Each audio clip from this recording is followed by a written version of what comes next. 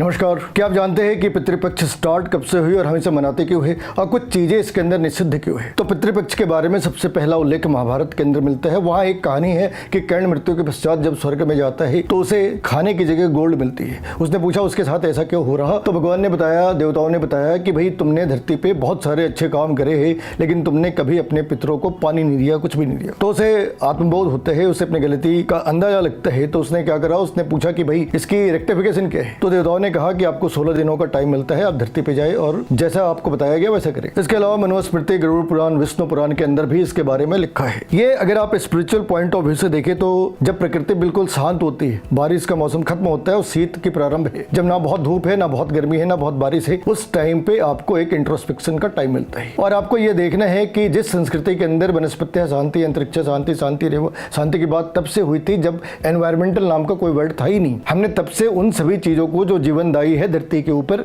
उनकी पूजा प्रारंभ करी। उस श्रृंखला के अंदर अपने पूर्वज भी होते हैं जिन्होंने जीवन को हमें दिया। तो क्या हम उनके प्रति आभार ना व्यक्त करें? आश्चर्य करना चाहिए। तो ये वो समय होता है जब हम अपने आने वाली पीढ़ी को ये बताते हैं कि अपनी पिछली वाली पीढ़ी के प्रति हमें आभार कैसे व्यक्त करना है। सीधी सी बात है, इतनी छोटी सी बात है। कुछ चीजें निषिद्ध क्यों होती है? निषिद्ध नहीं होती। 16 दिनों का समय है, तो अगर आप कोई खुशी का आयोजन करेंगे तो दूसरे लोग उसमें शामिल हो ना शामिल हो, इसलिए 16 दिनों की निषिद्ध पीरियड लगाई गई है। आपने मकर संक्रांति सुना होगा, लेकिन एक और भी संक्रांति है जिसका नाम है कन्या संक्रांति। इस टाइम पे कन्या राशि से तुला राशि की तरफ सूर्य का गमन होता है और ये वही समय होता है महालया से 16 दिन पहले का। जैसे ही पितृपक्ष खत्म होता, मातृपक्ष स्टार्ट होते हैं, जिसे हम देवी पक्ष भी कहते हैं। तो आप अंधविश्वास है, विश्वास है, इसके ऊपर ना जाए। जो लोग ये कहते हैं अंधविश्वास है, विश्वास है, वो पैदा होते ही अपने बॉडी का एक हिस्सा कटवा देते हैं और वो हमें समझाते हैं कि अंधविश्वास क्या है, विश्वास क्या है। एक और आग्रह है आपसे, बच्चे आएंगे आपसे चंदा मांगने दुर्गा पूजा की, तो आप ज्यादा सियाणे ना बने, है ना। ये बच्चे हमारी अगली पीढ़ी के धर्म ध्वजा है, ये हैं जो हमारी अगली पीढ़ी को बताएंगे धर्म क्या है, पूजा पद्धति क्या है। तो आप अपना ज्ञान अपने पास ही रखें। आपसे अपेक्षा करी जाती है कि आप उसे चंदा दें, ठीक है। कोई शराबी नशेड़ी